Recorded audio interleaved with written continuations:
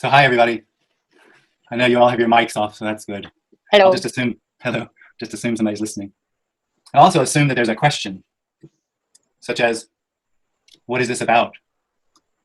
What's the meeting about? What are we talking about? And I'd like to talk about it at first, just about a couple of basic things. I'll give an introduction, which will cover some of the basic ideas of what we're sharing. And first off, this isn't a teaching. So there's no intention here to share any information. There's not something to learn here. That's not what we're meeting about, to learn something new. There's no intention for anything to change, for there to be something different than what's appearing.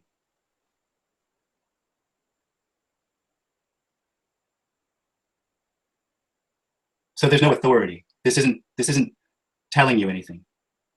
It has no intention to tell you anything or to help you in any way. They're concepts, but those concepts are just stories. There's no way to apply what's being shared.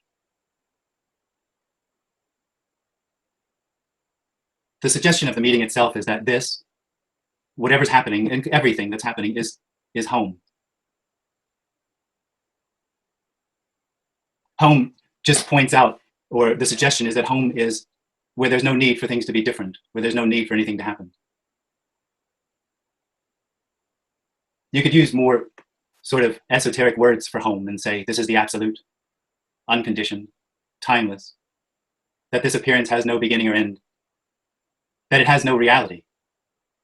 It's emptiness appearing as words, as a TV screen or a computer screen, as sounds.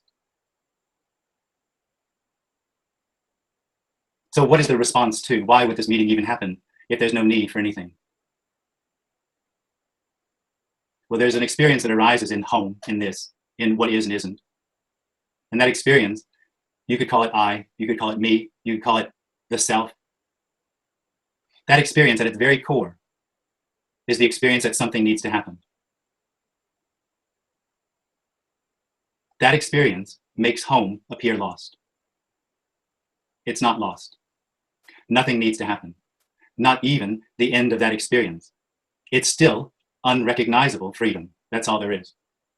What's happening is unrecognizable freedom. There is nothing that could happen that would make it not that. So there's nothing that needs to happen to make it that. But as soon as that experience arises that something needs to happen, or with that rises a very complex and complicated experiential reality, including right and wrong, good and bad, meaning and purpose. All of that is illusory.